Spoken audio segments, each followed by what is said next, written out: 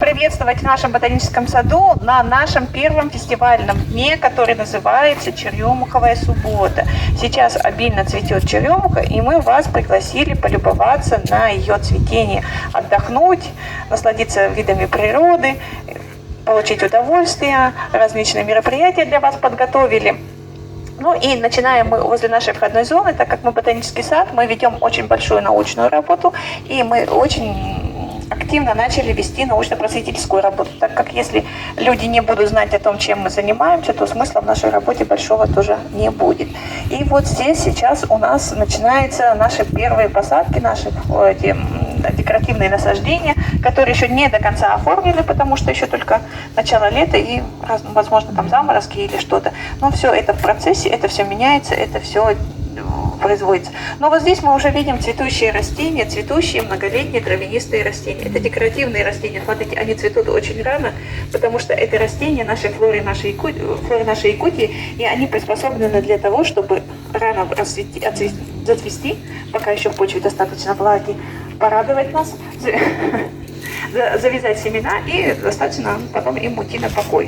Что мы здесь можем увидеть? Вот посмотрите, вот здесь, конечно, виды есть, которые в Якутии произрастают. Это бадан, вот синюха какая, ирисы, лилейники, которые зацветут чуть позже, герани, да. А сейчас из цветущих, посмотрите, вот те желтые колокольчатые цветочки, это рябчик. Это луковичное растение, рябчик. Да, рябчик бледноцветковый называется. Посмотрите, вот он такой необычный, он сейчас рано зацветет, потом на него созреют семена, и после этого он уйдет в состояние покоя и будет отдыхать до следующего года. Потом оно...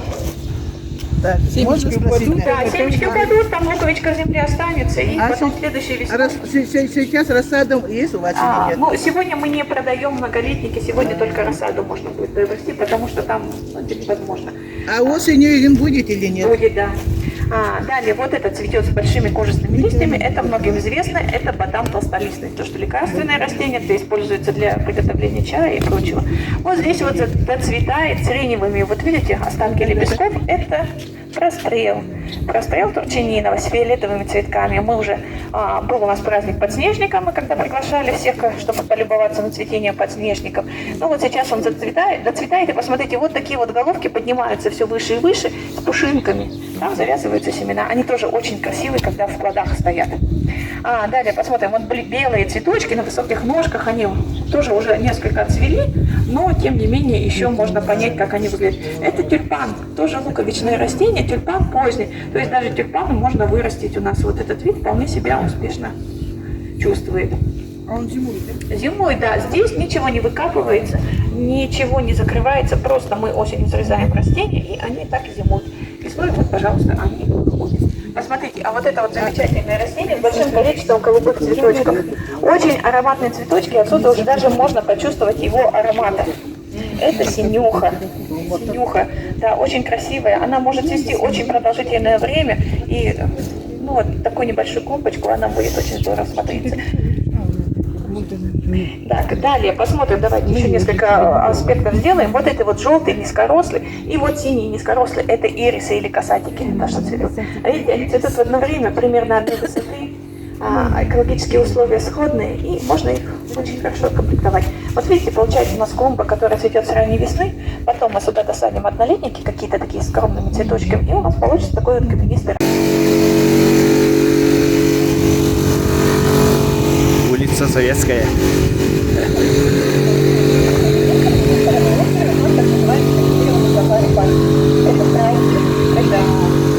Черепашки какие-то, стрелцы ходят. В общем, это когда все здесь у нас ботанический сад должен прямо с растениями связывать. И поэтому, когда постепенно растения растут, наполнится, это будет гораздо более привлекательный вид. Ну и теперь мы подходим к нашему, начинается здесь у нас древесные посадки. Вот здесь вот это вот такая штука получилась у нас. Зеленые изгороди, это изгородь сделана из караганы. Карагана древовидная, либо то, что все привыкли называть акация. Цветет желтыми цветочками, вырастает дерево, ну 4-5 метров может вырастать такой кустичек разветвленный. Но если его стричь, формировать, оно вот так вот начинает пуститься еще гуще и образует вот такие вот густые заросли. Очень интересный такой вот вид у нее приобретается, да, достаточно густая, ну и для наших условий Якутии это одно из самых оптимальных растений. Ну, ассортимент здесь еще может быть. Простите, проговорите, как еще называется? Карагана древовидная, либо акация, да. То, что вот привыкли называть акацией, да. Ну, и вообще вот здесь у нас представлены такие вот моменты, которые мы стрижем. Вот это вот тоже вот небольшой получается шарик на ножке. Это яблоня. Яблоня может быть вот таким деревцем, как вот с другой стороны возле озера у нас, а может быть вот таким шариком. Если его стричь, мы постепенно пытаемся сформировать такую плотную крону, которая вот будет потом вот, буквально через неделю, она будет покрыта белыми цветками, и мы устроим праздник любования цветением яблонь. Он заносит, да? Яблочки дает, да, яблочки маленькие, буквально с ноготок, но они тоже кисленькие, но интересные. Яблочки, как яблочки, только маленькие, миниатюры. А здесь у нас козочки пасутся, ну и здесь у нас оформлены фотозона для вас. Туристическая фотозона и зона такая, несколько чаепития, где можно сфотографироваться с цветами, с черемухой. И вообще у нас по саду везде встречается черемуха, и я думаю, что вы уже чувствуете ее аромат. Да? Пока нет? Ну, сейчас мы доходим, да. Вот здесь вот, да, вот здесь вот тоже разные растения подсажены, древесные. Тут у нас есть и кизильник, и барбарис, и сирень. Сирень будет цвести, кстати, мы ждем ее примерно через 2 недели. И через 2 недели у нас будет праздник любования цветением сирени. Это будет сиреневая суббота уже. Барбарис, он вот здесь. Я прошу вас аккуратно ходить, у нас тут еще преобразование происходит. Вот барбарис.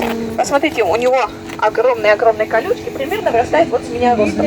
Цветочки образуются, вот уже можно посмотреть бутончики.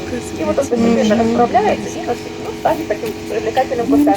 А вот это вот уже сирень. А ягодки кисленькие? Ягодки кисленькие, красненькие, да. Вот такие продолговатые, да? Да, все верно. Тут вот они висели до последнего времени, но уже опали. Птицы не клевали. Нет, птицы ее не клюют, они, да, наверное, они кислые. Это же растение не наше, наши птицы еще не приспособлены для употребления вот этих Еще не пыли. Ну и сейчас мы с вами входим в аллею. Это березово-черемуховая аллея. Чередование здесь происходит березы и черемухи. Вот здесь вот, я думаю, уже все почувствовали этот аромат медовый, да? Да, черемуха сейчас как раз в полном цвету. Черемуха вообще цветет всегда обильно, обычно всегда у нее обильное цветение, но ягодки завязываются не каждый год, но тем не менее ягоды очень интересные, они и привлекают птиц, и в то же время они могут использоваться в кулинарии, и просто так можно их употреблять. Это вот уже черемуха обыкновенная. Это обычный наш местный вид. Ну и я думаю, что береза нас тоже заслуживает внимания. Посмотрите, какие сережки, какая свежая зелень сейчас в начале лета. Очень изумрудно. Да, очень ну, ничем не хуже, наверное, да? Посмотрите, а если мне, может быть, не все замечали, если внимательно посмотреть на веточку, то сережки 2 типов. Посмотрите, вот это вот висят, вот длинные такие красивые, это мужские сережки, в них образуется пыльца. А вот торчат наверх маленькие, да? Сережки это женские, в них потом образуются семена, да? А ветром опыляется, и вот так вот. Ну, красиво очень на ветру колыхается вообще. Изумительно, потому что береза, она очень хорошо сильно украшает. Многие боятся у себя выращивать разные такие вот растения, черемуху. Ой, я не буду сажать черемуху, ее тля. Но, тем не менее, с этим можно достаточно легко справиться. Люди березу некоторые не любят выращивать, но это все красиво и так мало, и как быстротечно нас так недолго радует. А у черемухи есть мужские и женские? Нет, черемуха нет, у нее цветочки уже сразу, и может и пыльца, и пестики, тычинки, и она сразу опыляется. Вот. Опыляется насекомым, ветрами. Обычно, когда считается, когда черемуха цветет, начинается похолодание. Но сегодня нам повезло, и прямо такой хороший теплый день, что да, черемуха опыляется в основном мухами разными, иногда пчелками, и вот. Вот, в зависимости от того, вот как раз насколько много опылителей, у нас и образуется количество ягод. Цветение черемухи-то должно быть ягод достаточно много, да. Ну и вот здесь вот открытая зона. Я вас прошу вот здесь вот аккуратненько ходить. У нас мы сейчас строим беседку, в которой можно будет потом проводить время. Очень удобно. Там у нас на берегу есть 2 столика, где можно будет посидеть, попить чай. И у нас здесь есть напитки. Мы вам предлагаем какие-то печенюшки, конфетки, угощения. Там для детей будут загадки и сладости, викторина. Можно будет порисовать. И у нас сегодня играет барабанщик. У нас сегодня будет живая музыка опять в саду. Будет играть барабанщик, будем наслаждаться музыкой живой, да. Это не жарки, это адонисы, или горит цвет называют, а жарки это купальницы все-таки называются, обычно принято называть, да, адонисы. Простите, а где вот мы с иностранцами лет 5 тому приезжали? Там какие-то кустарники у вас много-много-много. Кустарники у нас вот там вот еще есть, но там, когда будет цвести сирень, мы там будем это подготовим более удобное место. Тогда вот, да. А пока мы просто предлагаем вам вот здесь вот провести время. Можно аккуратненько пройти туда вот на территорию, по берегу. Можно по берегу пройти. Если есть желание, пойдемте. Я вам покажу еще, что у нас есть. Горячий чай хочется. Чай будет, да, есть прохладительные напитки, морсы. Ну, сейчас вот мы с вами пройдем. Еще очень прошу соблюдать чистоту и мусор складывать, это в одно место.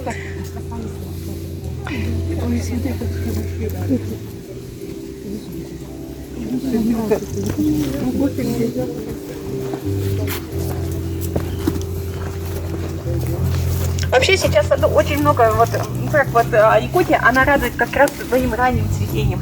К сожалению, к середине лета цветение обилия, оно снижается, но вот это вот весеннее, начало лета, короткое время, которое позволяет насладиться вот всем великолепием. Как приятно идти вот по свежей отросшей траве, да? Как приятно на ней посидеть, просто посмотрите, ковер не забудок, пятнышками такими вырастает. Ветреницы беленькие подтянулись, одуванчики, там где-то бурачки. Это как ветреницы? Белые это ветреницы, да. Они все вроде простые, но в то же время они какие-то такие интересные, милые и очень. А бурачки это что? Бурачок, он желтый, вон, если обернуться, вон туда ближе к трубе, вон видите, желтая мелкие, кучка, да? да. Мелкие. У них очень медовый аромат, и они вообще прямо вот опьяняют, наверное, своим ароматом, когда их много.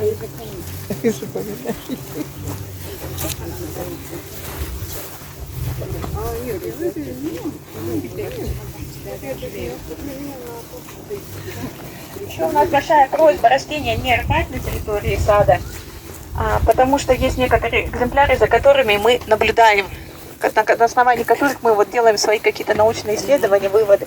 И ходите, пожалуйста, аккуратно. Мы сейчас вот преобразуем вот сад, делаем дорожки, проводим водопроводную систему, чтобы это беспрепятственно можно было ходить, не спотыкаясь. Поэтому прошу вас аккуратненько. Вот это вот метеостанция, которая стоит у нас здесь, фиксирует погоду, которая у нас есть.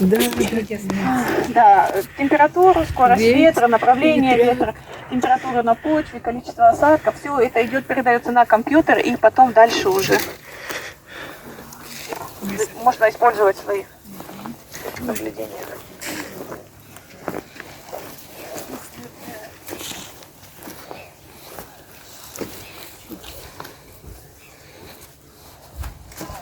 Ну вот, теперь мы вышли вот здесь, у нас основные коллекции находятся. Там вот чуть за спиной осталась коллекция древесных растений, но здесь у нас травянистые растения и с краплениями древесных. Вот это наше центральное дерево, наш красавец, это тополь берлинский, который имеет такие вот хорошие, такие приятные размеры, тоже огромные листья, которые очень хлопают на ветру, прям как ладошки аплодируют.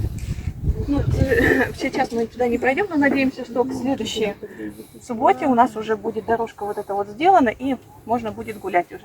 Там потом зацветут рододендроны, и можно будет к ним подойти поближе. Ну, а вот то, что я говорила, давайте немножко по многолетникам, по декоративным, по красивым растениям пройдемся. Вот это вот флокс сибирский, который чаще всего можно встретить вот в таком виде, фиолетовом, сиреневеньком. Да. А вот это вот флокс альбинос. Как у растений, как у животных есть альбиносы, также вот у растений, у животных, у человека есть же альбиносы, так и среди растений есть альбиносы. Если внимательно присмотреться, то вот они. А это как раз головки мака, маковый стебельчатый. Это растение в Красной книге, мак якутский. Где это? Вот. они. Маки белые такие. Мак якутский, да, это растение тоже занесено в Красную книгу. Они Это желтые, эндемик да? Якутии. Маки желтые? Нет, они беловато-желтые, такие, у них такой еще даже несколько иногда в розовый оттенок уходят. Вот это вот интересные красивые очаги. Очаток пурпурный, он становится такой буквально пурпурный чуть попозже уже, к осени, в августе, когда начинает колебание температур, тоже очень интересно. Ну вот это то, что вот задавали вопрос, жарки, да? Это Адонис сибирский или горецвет еще называют. Растение тоже занесено в Красную книгу Якутии. Очень интересное растение, растет вот таким кустиком. Много лет может прожить на одном месте, и вот с каждым годом на нем становится все больше и больше побегов, следовательно, больше цветков становится. Ну и вот мы спрашивали насчет бурачков, которые вот аккуратненько проходим вот сюда. Вот, посмотрите, вот такие вот замечательные желтые подушечки, ароматные, среди которых, вот прям на которых очень много опылителей, различные мухи летают. Вот как раз бурачок. Бурачок ленский, да. Эти растения вот достаточно широко встречаются у нас вот по этим посадкам. Но не всегда мы их видим, к сожалению. Да, мы часто проходим мимо, не замечая, да, вот этого всего. А когда вот так вот они единично, да, и более так обильно начинают расти, они, конечно же, вот привлекают внимание. Как называется? Бурачок ленский. Ну, здесь еще есть другие какие-то интересные растения. Где-то стоят таблички, с которыми вы можете познакомиться. Где-то пока табличек нет, потому что они еще не в таком виде, да, чтобы вот, постепенно таблички будем да. Ну, вообще, разные формы растения можно использовать. От ваших это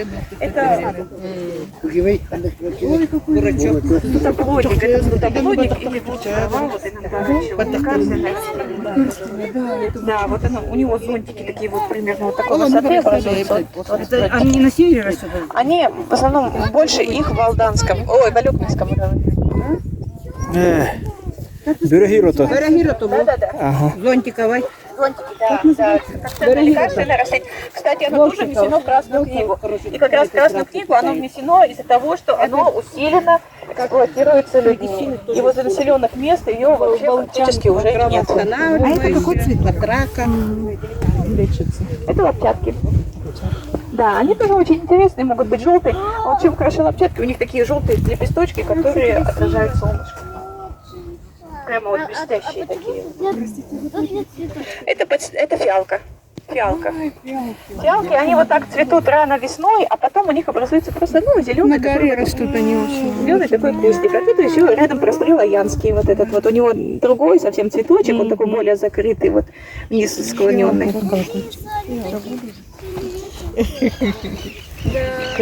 А вот это вот так вот выглядит расстрел желтейший или узколистный, который вот мы называем как раз и подснежником. Который, вот, очень много людей, когда им показываешь вот это вот растение, они не соотносят его вот с тем подснежником, который они видят там. Вот такая вот. А мы же когда видим подснежники, когда цветут, а потом внимание не обращаем. Да. А тогда только цветочки, ни листочков, ничего нет. Бутончик заложился с прошлого года, и вот он вырос весной, как только тепло стало влажным, хорошо стало, он вырос. А потом образуется вот такая расетка листьев, вот цветоносы вытягиваются, и вот такие вот пушечки. Да. А как семенами можно садить их потом? Да, конечно. Готовые брать это? Да.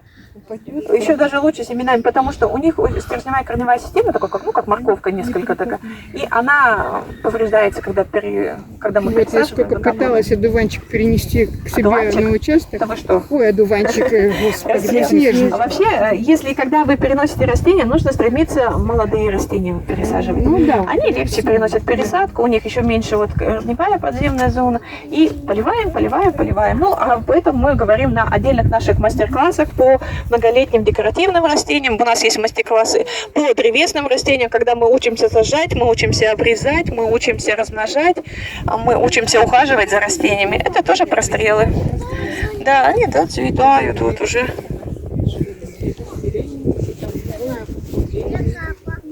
Вилка, смотри.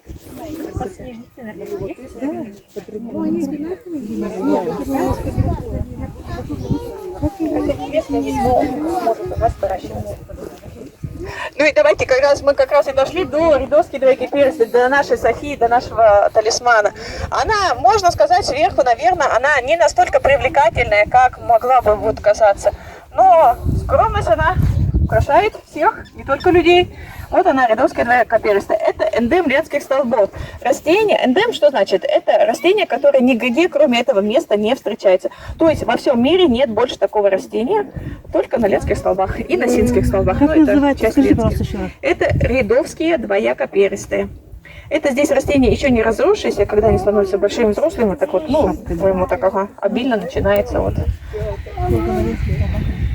Да, только летские и синские А столбы. похоже есть этот Ну, такой? это, да, это семейство капустных есть похожие. Даже хрен, вот, который сейчас у нас в городе цветет белыми цветочками, это хрен гулявниковый. Украшает наш город сейчас как раз хрен гулявниковый. Это одно семейство, и можно сказать, что они нам несколько вот похожи. А, вот похожие есть у меня во дворе. Да. Ну вот здесь мы закончим нашу экскурсию. Ага. Вы можете еще немножко погулять аккуратненько, так пофотографироваться, посмотреть.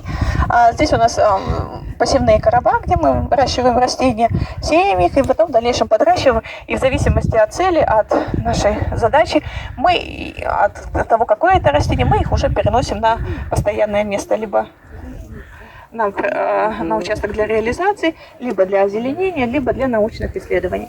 Так, если есть вопросы, я готова ответить. А это вот что за растение? Это остролодочник.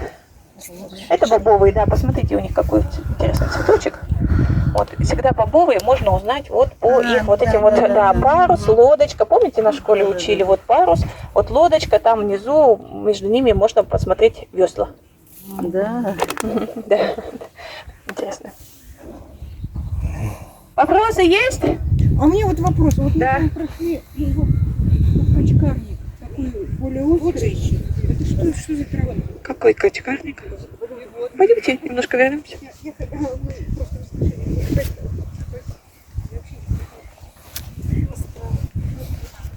Это лук.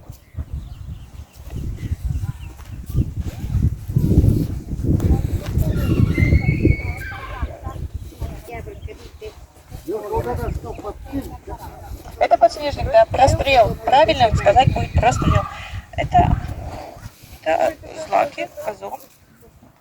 Это тоже газон. Как вы, да, вы хотите избавиться в огороде, вы мешаете. Вы знаете, он разрастается глубоко, делается кочкой такой. Не ходи, ничего. Просто выкапывается. Просто выкапывается, вытрясаете и все. Ну, к сожалению, так. Ну, либо химию использовать, но не всегда это обоснованно. Тут надо смотреть, вот, насколько вот это вот вообще. То есть оно само делается кочкой тогда? Да, у него такое вот кущение происходит, становится все больше и больше побегов. А в некоторых случаях это хорошо, когда мы выращиваем, например, газон. Когда он так вот разрастается, это мы его стрижем, он еще лучше разрастается, и вот, пожалуйста, зеленая лужайка. А так Да. вот потом желтая трава это остается, потом вообще все зарастает. Либо косим, либо выкапываем. Ну, если есть возможность, либо выкапываем просто. Тут еще вот это хорошо, дерновинный, его хорошо. А если вот это вот, например, пырей, которые вот дают вот такие вот корневища во все стороны, с ними вообще сложно бороться. Там уже иногда можно сказать, что и химические препараты достаточно оправданы. Вот, а это уже тимьян, посмотрите, он такой ароматный. Вот вы сейчас тронули, чувствуете запах? Богородская трава, то, что называется. А это смородина красная, сейчас цветет, тоже такая какая-то простая красавица, да? Скоро красные ягодки будут. Как там вот, как волчья. Растения, они в большинстве своем как раз являются лекарственными. Просто они содержат очень много всяких разных активных веществ, просто которые мы еще не знаем, мы их не изучили. Ну, по идее, да. Но тем не менее нужно использовать их очень и очень аккуратно. Потому что иногда можно нанести вреда больше, чем ожидаемая польза может быть. Поэтому лучше как-то осторожно. Еще часто бывает так, что люди, собирая лекарственное сырье, они путают одни виды с другими. Вот, например, этих одуванчиков, их очень много, и они все между собой похожи. Их часто различить может специалист. И не всегда они могут заменить друг друга. Разновидность. Виды одуванчиков. Да. Ну, это я простой самый пример такой привела. То же самое вот... У нас есть разновидности одуванчика? У нас одуванчик вот этот вот да, самый распространенный это рогоносный. А эти искусственные, да, смородины или как? Почему искусственный? Это красная смородина, обычная красная Лесная, смородина. Да, это природный наш якутский вид, да. Смородина красная, так и называется она. Вот Ну, идет. искусственные же тоже есть. А, нет, И в смысле искусственные, вы И да, вид, сорта, конечно Да, же, да, сорта уже выведены. И черная смородина, и красная смородина. Наши якутские специалисты выводят очень хорошие, устойчивые в наших условиях сорта. вот это есть. Да, и они по вкусу, может быть, отличаются, да, какая-то стараются вывести же послаще же. Людям же хочется такого вкусненького же всегда. Покрупнее, чтобы ягода... Да, и урожайность, вот это все смотрит. Это просто селекция, она очень такой длительный процесс. И чтобы утвердить сорт, нужно провести очень-очень много времени. Времени это сколько примерно? По-разному иногда. Чтобы... Зависит от растения. Да, зависит от растения, от того, вот, ну, как вот, что мы пытаемся, какой признак мы пытаемся закрепить. Это горноколосник, зайчья капуста называется. Очень-очень декоративный. Они у нас вот здесь вот встречаются, но просто они не такие вот густые, да. Единичные вот такие вот какие-то вот такие вот встречаются, да. Вот посмотрите, если внимательно посмотреть, на концах вот этих вот листочков мясистых есть шипик маленький. Колючки. Это горноколосник колючий. Если шипика нет, то тогда это мягколистный. Все просто, да? Да. И когда вот такой вот интересно и красиво, вот когда мы делаем какие-то композиции с камнями, это прямо, ну, красавчик же. Очень красивый, да. На самом деле вот не всем нужна вот такая яркая, кричащая красота. Есть такая красота, которая скромная, но тем не менее она заслуживает вот внимания, заслуживает использование ее, заслуживает, чтобы ее демонстрировали, чтобы ими восхищались, чтобы радовались. И ухаживали, да? А ухаживать за всем надо, все любят уход. Чем мы лучше ухаживаем, всегда, я так говорю, тем лучше у нас растения будут расти. Если вы хотите получить хороший результат, вы должны вкладывать. Поэтому, когда что-то создаете, нужно рассчитывать свои силы. Если вы понимаете, что вы не можете тратить на это время свое, в первую очередь это время, это свои силы, потом, ну, какие-то финансовые затраты, конечно, все равно здесь есть, то тогда нужно что-то попроще искать для себя. Поэтому каждый решает для себя сам, по мере своих возможностей. Не только я хочу и я буду делать, а нужно все-таки соотносить. Хочу и могу, и делаю. А это пастушья сумка, да? Нет, это не пастушья сумка. Пастушьи сумки, эти вот именно вот такие вот семечки, да. Это какая-то крупка. Ну, это как сорняк, тут вот постепенно чистим. Ну, к сожалению, не очень хорошо получается. Так что, если кто-то хочет помочь, мы будем рады. Если вы нам поможете почистить сорняки, а мы вам расскажем все, что знаем. Это когда? Ну, вы можете как бы нам позвонить, договориться, и мы будем, ну, как бы ориентироваться на вас тоже.